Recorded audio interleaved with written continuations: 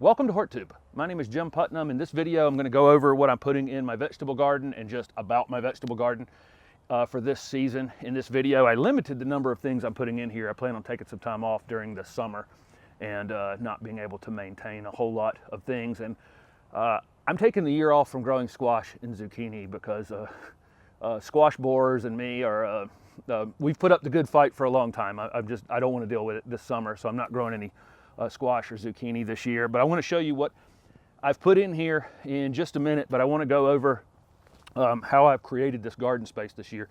This is a raised bed that I created out of compost that was left over. When I closed down my wholesale nursery, we had piled up all the dead things for years and years and years, and the material was just in a big giant pile and I didn't want it to go to waste, so I put it in the back of my truck and I brought it here.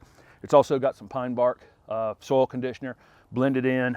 I put it in here about a foot tall, probably about a foot high, and these beds are maybe 4 feet wide, and there's 2 of them. I just left a little center aisle right here.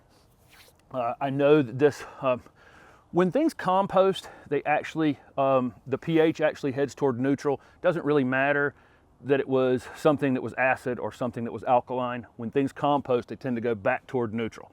Just letting you know that. So I get questions about things like pine straw. Does pine straw make your soil more acid over time? Over eons, yes, but over your time in that house, no, not at all, because as it composts, the pH actually comes up on it. Just keep that in mind. But this pine bark is definitely very acid. Vegetable plants would definitely prefer something closer to neutral, somewhere around 6.5. And I've done a lot of pH testing in my yard, and I've put up several pH videos if you want to look those up, and I'll link a pH tester in the bottom of this video. That this pH here is around 5, and that's a little bit too low, so I used some fast-acting lime. That's one thing I did to these beds today. It wouldn't do me any good to just use powdered lime or pellet lime. It would just take too long to actually make the change, so use the fast-acting lime. I also, it's May before I planted my vegetable garden. Our average last frost date in zone 7B, where I'm at, is April 20th. And you need to hear those words, because people have somehow changed these words from the average last frost date to our frost-free date. That is not true, okay? April 20th is our average last frost. So we get frost. We had a frost April 28th in my neighborhood, down in the bottom of my neighborhood. We have a low area, and we had frost on the roofs. That was this past Sunday night. Saturday or Sunday night, I walked Holly in the morning, and there was frost on the roofs. So that's where that average thing comes in. So I wait until May every year. The other thing, and you've seen me use this soil thermometer several times over the years, this soil thermometer is the answer to when you plant your vegetables. The soil temperature needs to be over 60 degrees, and 65 would be preferable. I've had 2 days in the mid-80s in a row, and this soil temperature is still only 60 degrees in these beds, maybe 61 or 62. So even now, in May the 2nd, the soil temperature is still a little bit too low. It won't hurt the plants, they just won't do a whole lot. They won't be very active until that soil temperature hits somewhere around 65, and then they just go absolutely wild as the soil temperature comes up higher than that. I fertilized with Spoma. Garden Tone is the one that I used. This is a 4-pound bag. I'll link this in the description as well. I used about 2 pounds between these 2 beds. That was about how the rate worked out for me. Use a glove when you use this stuff. It's a little bit smelly, but it's great fertilizer. This organic fertilizer will combine with this compost and this bark and really create a living soil beneath these vegetables. I did till this one time. I had it sitting here for about 2 months, and I ran the tiller through it real quick, that electric tiller that I have that you guys have seen many times now. It does a great job, and then I raked it back out. I mixed that lime in before I did that. If you were going to start from nothing, if I had just decided that I was going to put my vegetables in the ground here and didn't pile this compost and bark up on top of it, I would have just put about 1 inch of compost on it and then used that electric tiller and incorporated it in. I've said before that I don't think a vegetable garden in the native soil is, the first year you do it is probably not going to be the best year for your garden. Don't get discouraged. You'll see that over time, if you're adding some organic material to it every year, and getting the pH correct, using a pH meter occasionally, and liming if you need to lime, or lowering the pH if you need to lower the pH with sulfur or something like that. And you're using organic fertilizers, you'll see that each year your garden will get better. So don't get discouraged if it's not perfect in the first year. But I'm going to take the camera here and just show you the few things that I put in and how I'll go about maintaining them in the first month or so.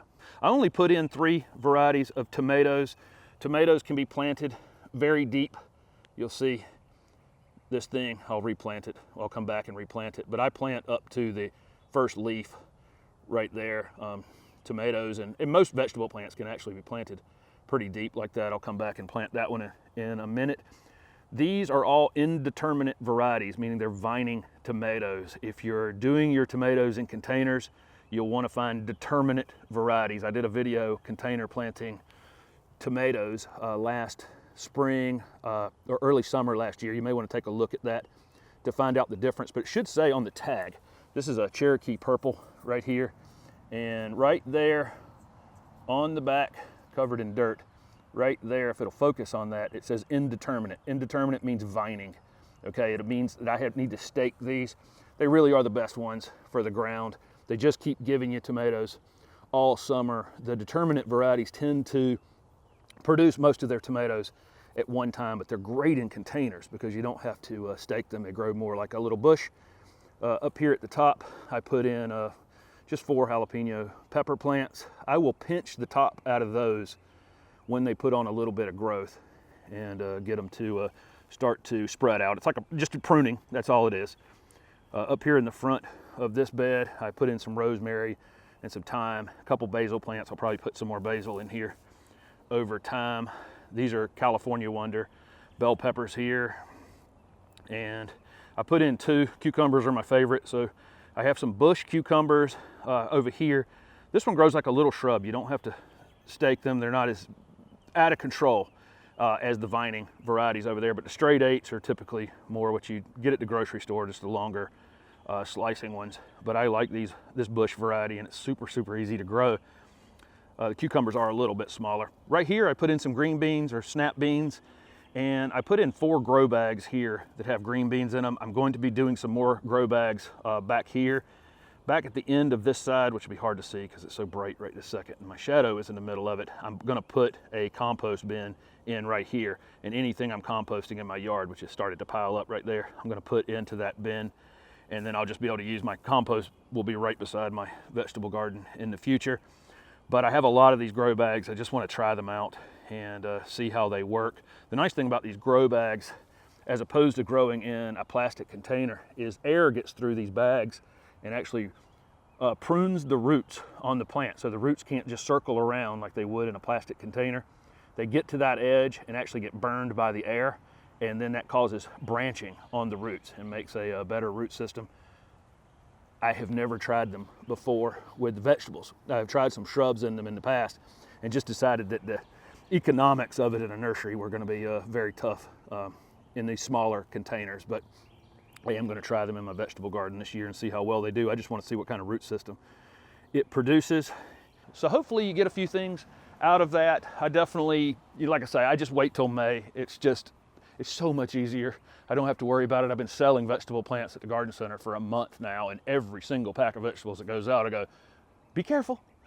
We've had frost throughout April, and some Aprils we just get no frost. I mean, we don't get any frost at all, and that's how you land with that average last frost date being April 20th. But, a year where you get your last frost April 1st, you know that there was one way after the 20th at some point to have that average be the 20th. So I don't know what yours is in your area, but in zone 7 here in North Carolina, I'm April 20th. So I just wait till May 1st and I don't even have to think about it. The farmers in my area haven't even turned the fields over yet. They haven't even dissed the fields. They don't even know if the batteries are working in their tractors right now. They may have to jump them off to get them going.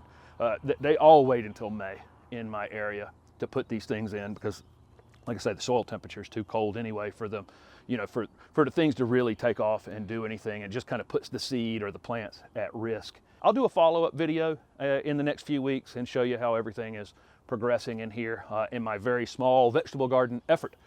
Thank you very much for watching this video, and don't forget to subscribe to my YouTube channel.